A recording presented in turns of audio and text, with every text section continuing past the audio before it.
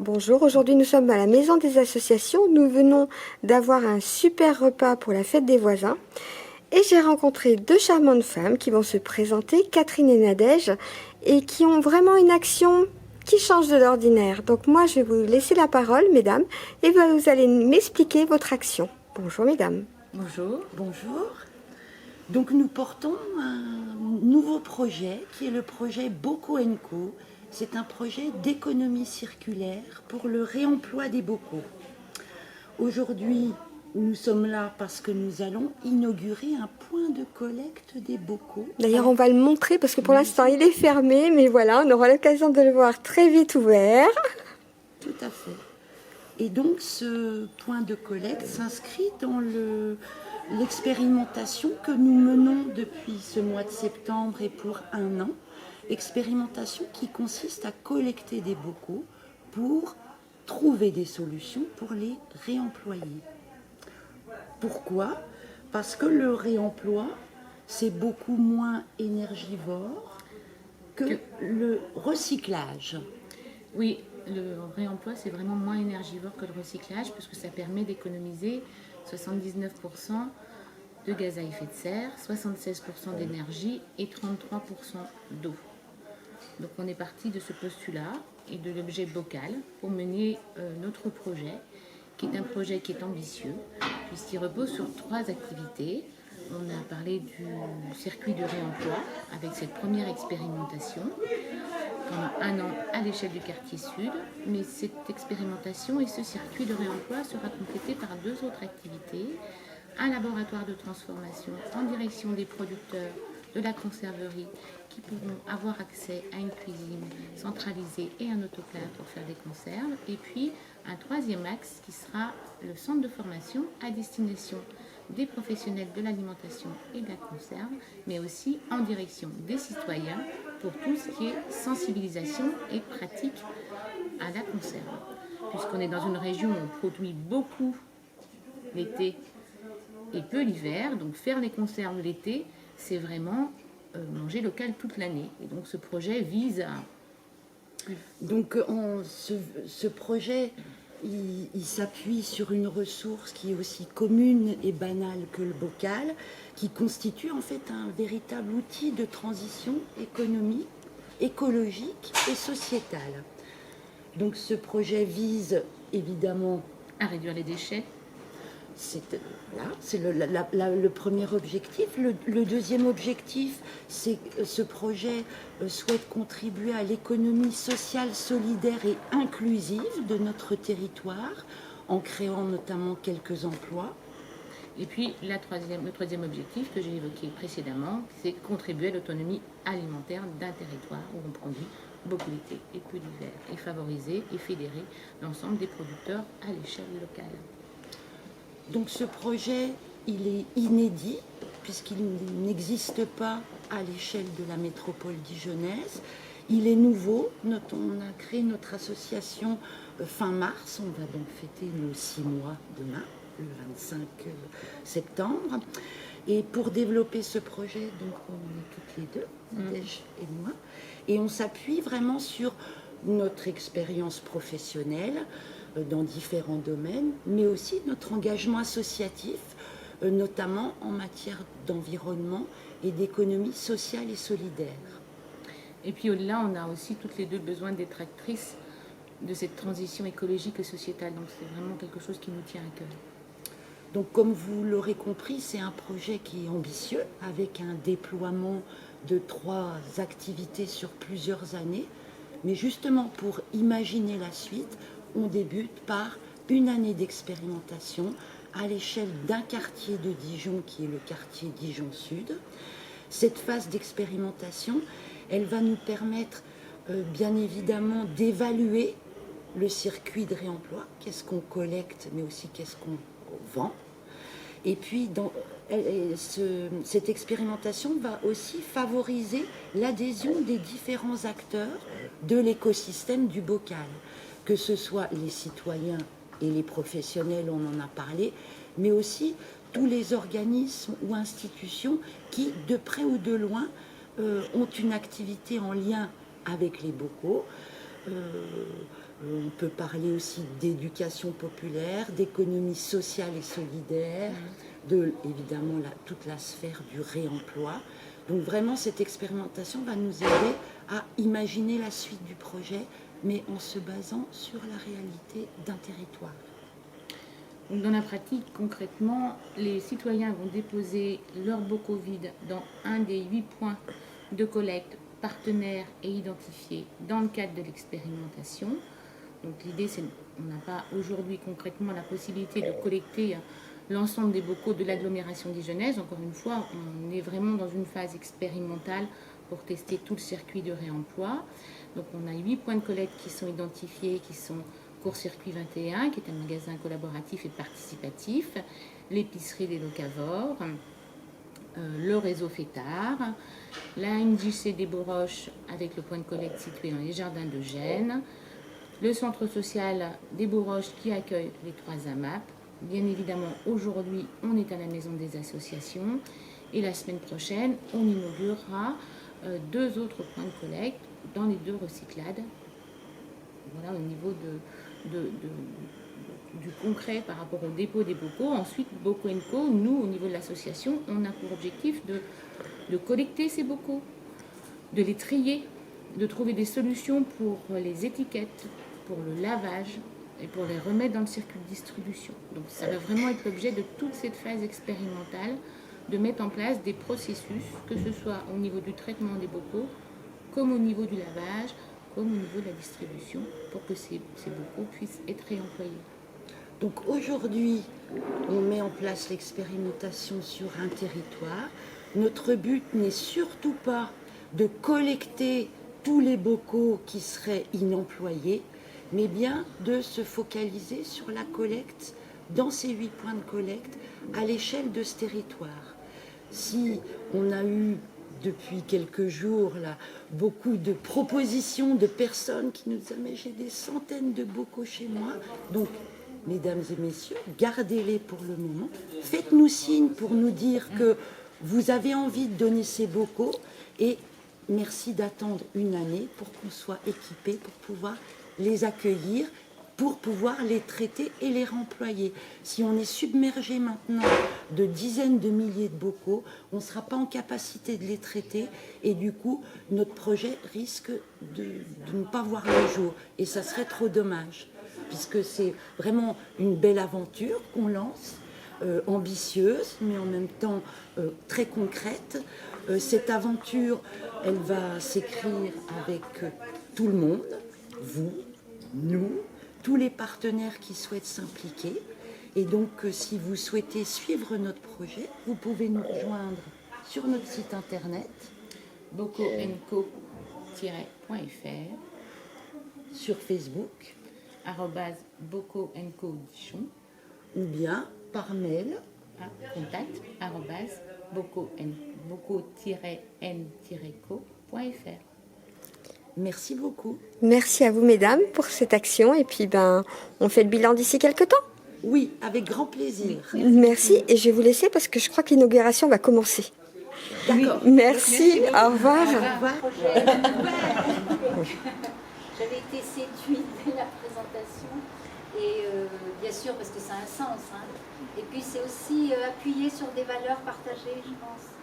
Et ça correspond aussi à ce qu'on souhaite développer. Donc je trouve ça très très bien et je vous souhaite longue et belle vie dans votre projet. Merci. Mais je suis sûre que ça va marcher. Merci beaucoup. Vous avez tout dit. On passe au verre de l'amitié. Non, en tout cas, c'est touchant pour nous de voir comment vous parlez de notre projet, parce que vous en avez saisi à la fois toute l'ambition, mais aussi toute la démarche qui est avant tout une démarche pragmatique. Et ça fait plaisir. Voilà. Moi j'ai la réputation de dire ce que je pense. Donc En plus, je ne savais pas, mais du coup, c'est doublement appréciable. Ce qu'on voulait vous dire, nous, c'est que c'est un plaisir d'être là avec vous tous, là aujourd'hui, donc pour inaugurer, nous, notre 6e point de collecte. Hein, on en a déjà inauguré 5 les 10 et 11 septembre. Ce projet, il s'appuie sur tous les acteurs, hein, que ce soit les citoyens, les professionnels. Et donc c'est grâce à nous toutes et nous tous qu'on va y arriver. En tout cas, on y croit. Hein. Votre présence ici témoigne d'un intérêt pour le projet. Alors, merci de trouver le projet Dérisoire, ambitieux, insolite, utopique, concret, rigolo, pertinent. évident. Votre présence, en tout cas, témoigne de cet intérêt pour le projet. Pour nous, c'est un sacré moteur pour avancer. Alors donc, aujourd'hui, on est là pour inaugurer un des points de collecte. Mais on a dit, on a 8 qui seront installés dans la phase d'expérimentation d'1 an. Donc les 8 points de collecte. Donc on a 8 points de collecte effectivement qui seront installés, 5 ont été inaugurés la semaine dernière. Aujourd'hui on a le plaisir d'être avec vous à la Maison des Associations, et je vous remercie aussi pour votre témoignage et la présence et le soutien de la ville de Dijon et de la Maison des Associations. Et je partage totalement le point de vue de Catherine. Donc 5 ont été inaugurés la semaine dernière, aujourd'hui la Maison des Associations et 2 la semaine prochaine. Dans ces points de collecte, ils sont regroupés en 3 typologies. La première typologie, c'est autour de l'alimentation, avec Court-Circuit 21, qui est un magasin collaboratif et participatif en circuit court. L'épicerie Les Locavores, qui est également une épicerie en circuit court, qui est essentiellement en direction des producteurs locaux. Et le centre social des Bourroches, qui accueille 3 AMAP, dont l'AMAP de Virgile, la plus ancienne AMAP de Dijon. Ça, c'est la première typologie. La deuxième typologie, c'est une typologie autour de la vie associative et l'animation de la vie associative, avec bien évidemment la Maison des Associations, mais également la MJC des Bourroches, puisque notre point de collecte est dans les jardins de Gênes, il y a aussi un lien avec l'alimentation, et le réseau Foutard, qui est un centre socio-culturel qui s'inscrit et qui nous accueille accessoirement aussi pour notre phase expérimentale. Et la dernière typologie, c'est la typologie de la ressourcerie, puisqu'on va avoir 2 points de collecte qui seront au recyclage. Donc vraiment déjà en lien avec le rayon. Donc au-delà d'être des points de collecte, vraiment les structures sont des vrais partenaires avec des soutiens qui sont logistiques, de l'enthousiasme pour le projet, de la communication. Et vraiment là on veut faire un merci tout particulier à la Maison des Assos et à toute son équipe. Non vraiment parce que quand on est venu parler du projet à Élodie la première fois, elle a ses yeux qui sont allumés. Et tout de suite on a embrayé en faisant la vidéo avec Valérie, vidéo qui a vraiment contribué à donner de la visibilité à notre projet et, entre parenthèses, à nous former, nous, parce qu'on n'avait jamais fait ça. Donc c'était une belle expérience humaine, mais aussi en termes de communication. Et puis, la belle surprise, ça a été qu'Élodie nous dise, mais on pourrait pas mettre un point de collecte à la Maison des Assos. Et là, d'avoir une demande spontanée alors qu'on était plutôt dans une logique où on allait chercher l'adhésion des gens, c'était vraiment pour nous un moment important aussi. Donc merci à la Maison des Assos et à toute l'équipe. Et à toute l'équipe, ouais. Parce que vraiment ils font un boulot formidable avec voilà, un ton humble mais une efficacité. Je sens que les salaires vont augmenter là. Ah oui, Aussi par là. Voilà. Et en plus, c'est dans la boîte. Hein. Un grand merci bien évidemment aussi à nos soutiens financiers et d'accompagnement, parce que vous l'avez dit, vous êtes derrière nous et sans vous, on ne pourrait pas lancer cette expérimentation et le projet ne pourrait pas voir le jour. Donc merci à la ville de Dijon et à la commission de quartier. Merci aussi au conseil régional, puisqu'on a lancé le projet dans le cadre du Festival des solutions écologiques et qui nous accompagne également. Merci au conseil départemental qui nous accompagne.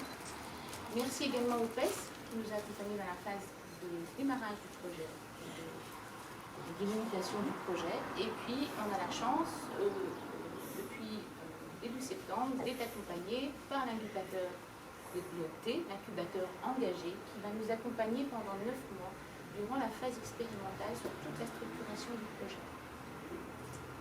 Donc le projet, il faut qu'on en dise quand même quelques mots, vous en avez parlé déjà largement, mais c'est tout simplement parce qu'on ne pouvait plus se résoudre à mettre nos bocaux dans la cloche à verre, alors que le verre c'est un matériau durable, il suffit de le laver pour le réutiliser. Donc, le réemploi, effectivement, par rapport au recyclage, a un impact environnemental qui est vraiment plus faible, ce qui permet d'économiser 79% de gaz à effet de serre, 76% d'énergie et 33% d'eau, ce qui est quand même vraiment important. donc c'est en s'appuyant sur ce constat qu'on a imaginé ensemble donc le projet Bocaux & Co. Donc le projet Bocaux & Co, c'est un projet d'économie circulaire pour le réemploi des bocaux à l'échelle de la métropole dijonnaise. C'est un projet nouveau et qui est inédit sur Dijon, vous l'avez dit. Hein. C'est aussi un projet ambitieux puisque, comme vous l'évoquiez, il y a 3 volets. Tout d'abord, le circuit de réemploi, bien évidemment, c'est la base du projet. Mais ensuite, une deuxième activité, et vous en avez parlé, un laboratoire de transformation en direction des professionnels de l'alimentation et des producteurs de la conserverie, pour favoriser cette pratique en bocal. Et puis ensuite un centre de formation à destination des producteurs, mais également des citoyens, pour de la sensibilisation à la pratique de la conserve en bocal. Donc l'ensemble de ce projet s'appuie vraiment sur cette ressource qui est ultra abondante et presque transparente, le bocal, qui constitue à nos yeux un formidable outil de transition écologique et sociétale et un formidable outil d'autonomie alimentaire d'un territoire. Donc ce projet vise notamment à réduire les déchets, bien évidemment, en premier lieu, à créer un système d'économie sociale, solidaire et inclusive.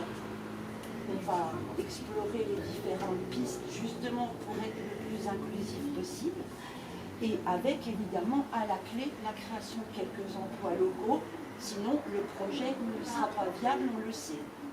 Et puis à favoriser l'autonomie alimentaire d'un territoire, comme Catherine l'a dit, et comme on l'a dit précédemment, c'est-à-dire utiliser le bocal dans une région où on produit l'été et que l'hiver. Donc si on fait des conserves l'été, on peut manger tout local. On peut manger local toute l'année. Donc c'est vraiment travailler sur cette ressource qui est une ressource banale, commune, on a tous, pour essayer de valoriser à l'échelle d'un territoire l'autonomie alimentaire. Donc pour porter ce projet, on est toutes les deux, mais notre association accueille progressivement de plus en plus d'adhérents. On a organisé hier notre premier atelier de bénévoles, donc là on est vraiment aussi dans cette idée d'être dans du participatif. Donc on s'appuie sur nos expériences professionnelles respectives, mais aussi sur nos engagements associatifs de longue date, notamment en matière d'environnement et d'économie sociale et solidaire. Et puis on a aussi bien évidemment toutes les deux à cœur les détractrices de cette transition écologique et sociétale, et ça c'est vraiment quelque chose qui est important pour nous. Donc de pouvoir à notre échelle faire quelque chose. Donc on a parlé de la grande ambition du projet, les 3 volets avec un déploiement sur plusieurs années comme vous le disiez, mais pour l'heure, avant tout ça, et justement pour imaginer tout ça, ce qu'on veut c'est se coller à la réalité, donc expérimenter pendant un an le circuit de réemploi des bocaux à l'échelle d'un quartier de Dijon, donc un petit territoire, pour tester les différentes solutions qu'on va pouvoir trouver. Donc cette expérimentation, elle commence depuis 2 semaines. Elle va se durer jusque fin août. Donc elle a pour but évidemment d'évaluer le circuit de réemploi, c'est-à-dire qu'est-ce qu'on collecte mais qu'est-ce qu'on arrive réellement à vendre, puisque au bout l'idée c'est ça, vraiment auprès des professionnels mais aussi des citoyens. Et puis aussi cette expérimentation, elle va nous permettre de favoriser l'adhésion de l'ensemble des acteurs, citoyens, professionnels, collectivités, milieu associatif, éducation populaire, réemploi, économie sociale et solidaire. Bref, c'est au fur et à mesure où on va avancer dans cette expérimentation, de tester et de pouvoir être suffisamment agile pour essayer de lever les freins, trouver des solutions, des alternatives les plus légères possibles dans la phase d'expérimentation. Donc concrètement, les gens vont déposer des bocaux vides dans un des 8 points de collecte identifiés, partenaires.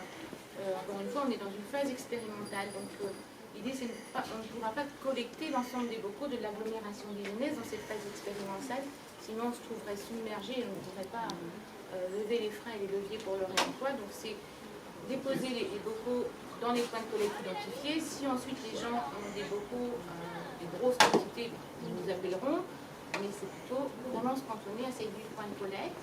Et puis à charge ensuite pour Bocoinfo de trouver des solutions pour collecter, pour trier, parce qu'on a pléthore de modèles de bocaux, pour trouver des solutions pour enlever les étiquettes, parce qu'on est tous confrontés à la problématique des étiquettes sur nos bocaux, pour trouver des solutions de lavage, parce que le but c'est aussi, comme disait Catherine, de le remettre aussi en vente et dans le circuit de distribution. Donc il faut qu'on soit en mesure de proposer des bocaux qui répondent aux normes d'hygiène sanitaire. Et puis trouver les partenaires, les producteurs pour pouvoir remettre dans le circuit de distribution, ou les citoyens qui auront envie d'acheter des bocaux pour faire des séries, pour faire du vrac, pour faire un... Donc toute cette année d'expérimentation va nous permettre de valider l'ensemble de notre processus, que ce soit au niveau du réemploi, du lavage, de la distribution, et puis bien évidemment de l'ensemble de l'adhésion des acteurs, pour qu'on puisse déployer dans un an à l'échelle des régions. Donc cette histoire, elle va s'écrire avec nous tous. Merci d'être là, merci de votre soutien, parce que c'est vraiment chouette de voir aussi l'enthousiasme que ce projet crée, ou en tout cas suscite chez les différents acteurs qu'on rencontre. Et on vous propose donc d'inaugurer le point de collecte.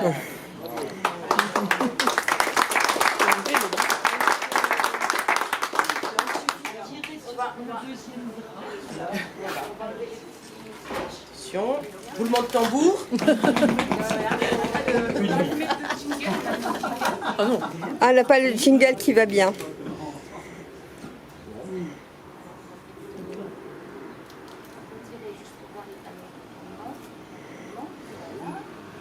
Puis c'est nous.